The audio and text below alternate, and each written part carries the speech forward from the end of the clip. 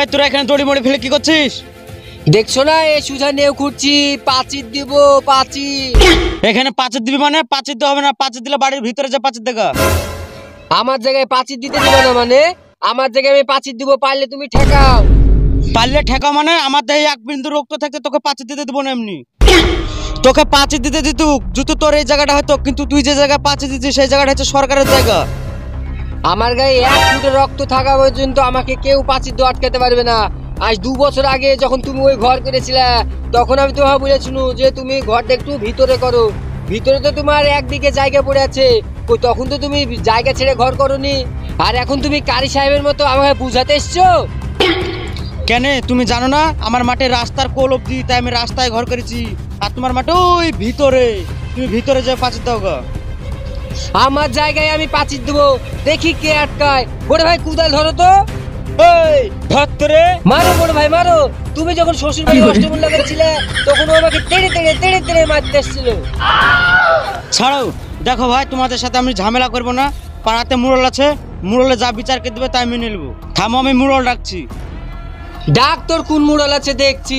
তুই যখন এই ঘর করিস আমি 10টা মুরল ডেকেছি, একটা মুরল আসেনি। আজ দেখি কে আসছে। আজ এখানে যে আসবে তাকে রাস্তায় শুয়ে দিব।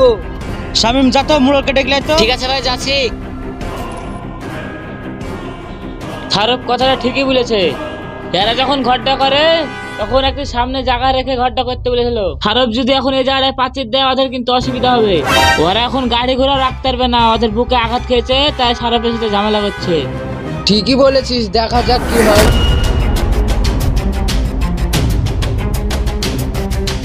এই সারপ দাঁড়া দাঁড়া, তোদের এখানে কি হয়েছে আমি সব জানি। এখন কি করতে হবে তাই বল।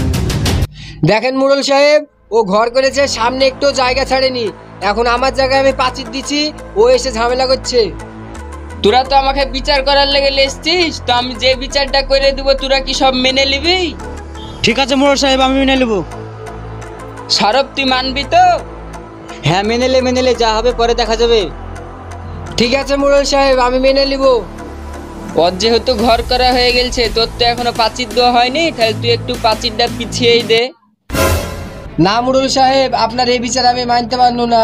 ওর যেহেতু ঘর করা হয়ে গেছে বলে ও ছাড় পেয়ে যাবে, আর আমার পাঁচির দেওয়া হয়নি বলে আমাকে ভিতরে পাঁচির দিতে হবে। এই বিচার তো মানা যায় না।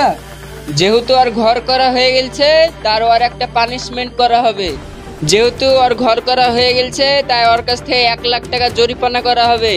আর গ্রামের যত গরিব দুঃখী মানুষ আছে সব সমাজের মাঝে বিলিয়ে দেওয়া হবে। ঠিক আছে মুরল সাহেব, আপনার এই বিচার আমি মেনে নিলাম। ঠিক আছে, তাহলে তুই এই পাঁচিরটা একটু ভিতর দিয়েই দে। ঠিক আছে, ভিতর দিয়ে দে। তো আপনারা ভিডিওটা দেখে বুঝতেই পারলেন যে রাস্তার সাইডে ঘর করলে কি অবস্থা হয়। তো আপনারা ঘর করার আগে একবার ভেবেচিন্তে ঘরটা করবেন, যাতে এই বিপদে আপনাদের না পড়তে হয়। তো ভালো থাকবেন, সুস্থ থাকবেন, দেখা হচ্ছে নেক্সট কোনো ভিডিওতে। ধন্যবাদ।